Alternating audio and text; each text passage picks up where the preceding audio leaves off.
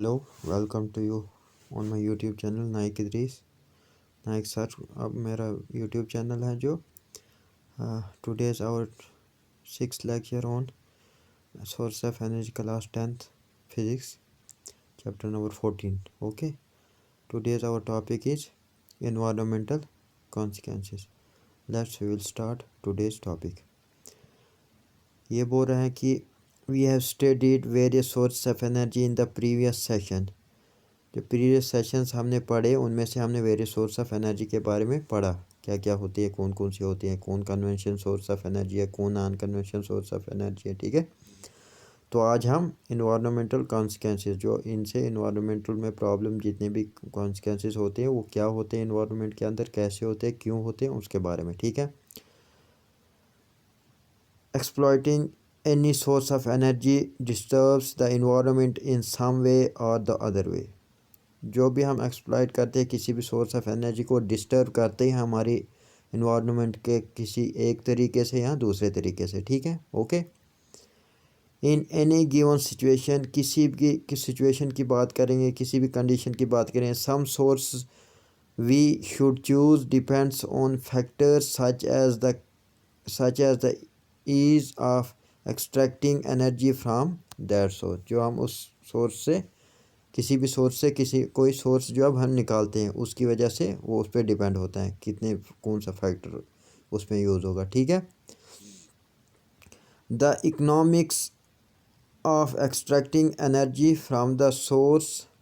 और जो इकोनॉमिक, उसके बेस पे देखेंगे, इकोनॉमिक बेस पे जो एक्सट्रैक्ट कर रहे हैं हम किसी भी एनर्जी किसी भी सोर्स से. ठीक है, the efficiency of the technology available and the environmental damage that we have be caused by using that source. और उसमें उससे टेक्नोलॉजी जो हम यूज़ करेंगे जो अवेलेबल होगी हमारे पास, या इन्वायरमेंटल जो डैमेज उससे होगा, क्योंकि हमें एफिशिएंसी तरीके से उसको यूज़ करना है टेक्नोलॉजी जो हमारे पास अवेलेबल हो.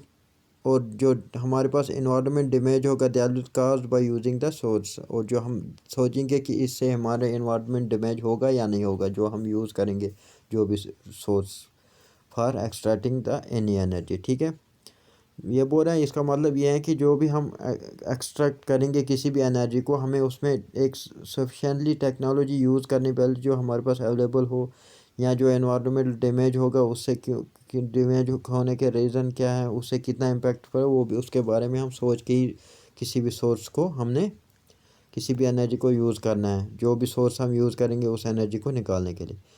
दो we talk of clean fuel like CNG. किसके बारे में बात करेंगे, fuels like CNG. It would be more extract to say that a particular source is cleaner than the other. जो एक खास सोर्स ऑफ क्लीनर है दैन किसी भी अदर सोर्स के. We have already seen that the burning fossil fuels cause air pollution. जो जैसे हमने पहले ही पढ़ा है इसके बारे में कि अगर हम फॉसिल फ्यूल को जलाएंगे, बर्न करेंगे, तो उससे क्या होगा, एयर पोल्यूशन काज होगा. In some cases the actual operation of a device like the solar cell may be pollution free. वो क्या है, पोल्यूशन फ्री जो सेल हम तैयार करते हैं. But the assembly of the device would have cause some environmental damage. लेकिन उससे इन्वायरमेंटल डैमेज होता है किसी तरीके से. Research continues in these areas to produce longer lasting devices that will cause less damage throughout their life. जो कम damage करे पूरी उसके जो जितनी भी उसके टाइम होगा पूरी लाइफ का. How long will an energy source last us?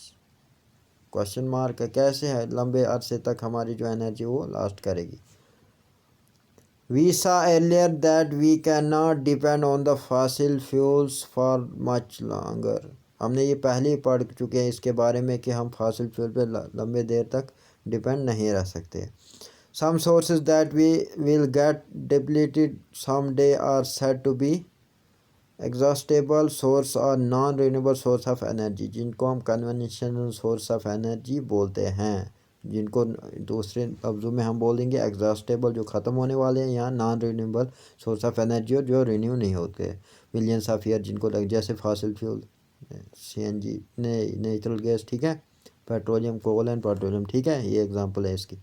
On the other hand, if we manage biomass by replacing the trees we cut down for firewood, we can be assured for a constant supply of energy at a particular rate. हम उसके लिए ये assure कर सकते हैं कि वो एक कांस्टेंट सप्लाई ऑफ एनर्जी होगी किसी खास रेट पे, ठीक है। such energy sources that can be generated are called renewable source of energy। इन्हीं को renewable source of energy की जो है दोबारा से रिन्यू हो सके और दोबारा हम यूज़ कर सके उनको, ठीक है। renewable energy is available in our natural environment in the form of some continuing or repetitive currents of energy, or is stored in such large underground reservoirs that the rate of depletion of the reservoir because of extraction of usable energy is practically negligible। क्या बोल रहे हैं कि ये जो हम renewable source of energy जितनी भी हमारे नेचुरल इन्वायरमेंट के अंदर हैं in the form of continuous repetitive current of energy is stored in such A underground. इसको स्टोर कहाँ करना है? in large underground reserve that the rate of depletion of the reservoirs because of the extraction of usable energy practically negligible। अच्छा, उसको हम इस तरह से यूज़ करना है कि हमें वो बचा भी सके और उन रिजर्व के थ्रू हम उनको एनर्जी को रिजर्व कर सके। यहाँ ही तक था ये। इसी का साथ 14 चैप्टर फिज़िक्स का ख़त्म होता है, सोर्स ऑफ एनर्जी। तो अब मिलेंगे हम नेक्स्ट न्यू चैप्टर फिज़िक्स का जो लेंगे हम उसमें। तब तक के लिए थैंक यू।